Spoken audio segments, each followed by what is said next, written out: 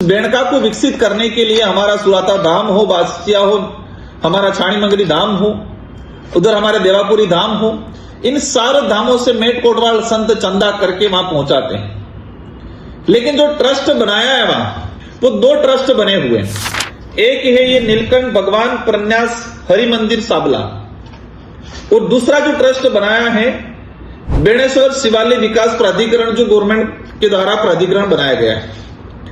आपको जानकर आश्चर्यचकित होगा, आदिवासियों का महाकुंभ है तो अगर कोई संस्था बनी है, कोई ट्रस्ट बनी है, तो उस ट्रस्ट के अंदर आदिवासी समुदाय होना चाहिए, स्वाभाविक बात है। लेकिन आदिवासी सिर्फ वोट बैंक तक सीमित है, आदिवासी सिर्फ वहां चंदा डालने तक सीमित है, रसीद कटवाने तक सीमित है, ट्रस्ट में उनको जगह नहीं है। आप नाम सुन के आश्चर्यचकित हो जाओगे।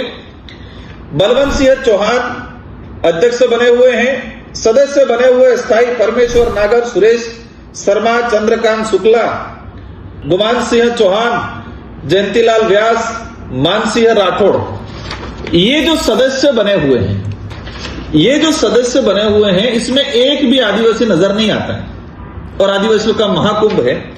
दूसरा, राजस्थान देवस्थान विभाग द्वारा बेणेश्वर धाम विकास बोर्ड बनाया गया। पिछली बार सरकार ने काफी वाहवाही लूटी कि हमने आदिवासी बेणेश्वर धाम विकास बोर्ड बना लिया, लेकिन उसमें भी सारे प्रशासनिक अधिकारी को लिया गया है। वहां पर हरि मंदिर के पीठासीन अधिकारी अच्युतानंद जी उसके अध्यक्ष बने हुए हैं। बाकी जिला कलेक्टर, सारे विभागों के अधिकारी कर्मचारी को लिया गया है, लेकिन इसमें भी किसी भी एक भी आदिवासी समुदाय को प्रतिनिधित्व नहीं दिया गया है। यहां तक तो ठीक है, स्थानीय विधायक, स्थानीय सांसदों को भी वहां पर अनुमति या उनको सदस्य नहीं बनाया गया है।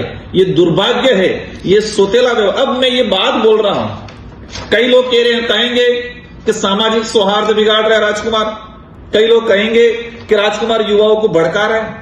आदिवासियों का महाकुंभ है, और आदिवासियों के महाकुंभ में अगर आदिवासी समाज को जगह नहीं मिलेगी तो राजकुमार रोज हाथ पे हाथ रख के नहीं बैठा रहेगा। भारत आदिवासी पार्टी इस लड़ाई को लड़ेगी, लड़ती आई है, आगे भी लड़ेगी।